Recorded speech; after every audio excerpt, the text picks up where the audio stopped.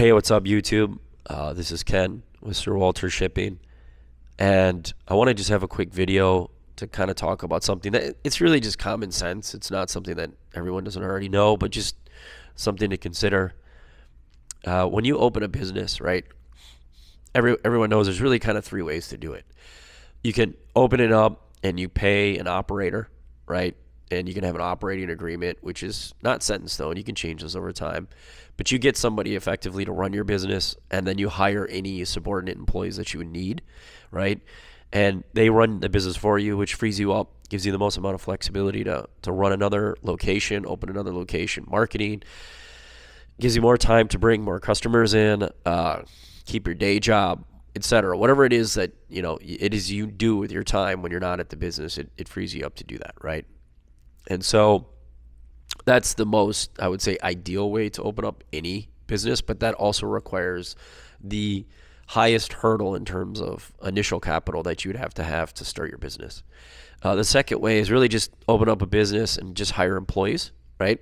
It could be hourly employees, you could salary employees, whatever it is you're doing, but you could just hire some employees, one or two employees, and maybe you're still working most of the time, maybe you're there 80% of the time, but it frees you up somewhat and allows you to do, attend more family events and things like that. And then also it allows you to, spend more time on marketing or some of the other behind the scenes things that you do when you're not just helping customers in your store or whatever. If you have a service business, whatever business your business model is, right? You can focus on some of the other things that you need to do besides just, the day-to-day tasks that are required for that business. And that's sort of medium flexibility, but medium capital, right? You don't have quite as much overhead as you would for the business if you didn't have any employees, which leads me to the third type, which is what I did, right? Which is kind of the least ideal way to open up a business, but it's also, excuse me, the least capital. By the way, I don't even know why I'm holding the mic like this. I always think it's weird when people do this. It seems like you just clip it on your shirt, and I'll do that in future videos. So I don't even know why. I guess because I've seen other people do it, so I'm just being a sheep and following the other sheep. But anyways, the third way, like I was saying, is basically you just do everything yourself, right? You build out the business yourself as much as you can. You try to do all the marketing yourself. You try to build the website out yourself. You try to run the business yourself. You do everything yourself, and you save a lot of money. But your time is strained, right? And sometimes you're juggling too many balls in the air at one time that you can't really be effective at any one thing. On a plus side, I think it teaches you a lot of the different sides of the business, so I think that's a good thing. But the downside of that way is, which I would imagine a lot of people who want to start a business are probably in the latter category, which I was as well, is it's less initial capital, but you don't have as much flexibility, you don't have as much free time. And the reason I'm bringing this up is because today is Monday, and Saturday I was starting to feel a little, I felt a little weird. I was like, I don't know, man, am I getting a little sick or something?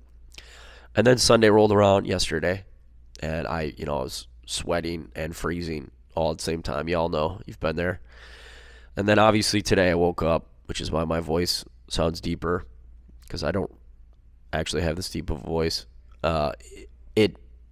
There's no sick day. It's like being a parent. There's no sick day when you're feeling under the weather. You just kind of have to suck it up and go and do it. I think there are certain types of businesses that are probably a little more flexible, where you don't necessarily have to work that day, or maybe they're more by appointment or something like that. And if you have e-commerce type of business, obviously if you're not feeling well, it doesn't really matter. You can just pack your stuff, your products from your house. But if you have a brick and mortar business like I do, until you hire employees, or you have an operator or both, you need to be there. So again, common sense, just something to think about. Hope you all, actually think about that, because it's kind of one of those things I don't think most people actually think about it till it happens, and it does suck when it happens. So just something to keep in mind when you're starting your business, whether or not you think you have enough money or don't. You never have as much money as you think you need, to be honest with you. But again, I think you could still do it if you're sort of a tenacious person who doesn't like the word no and will persevere no matter what, even if they're sick. I think you'll be fine. But it is something that you should keep in mind. It's definitely, if you're coming from a W-2 job, not as comfy and cushy as it would be otherwise, but that's okay.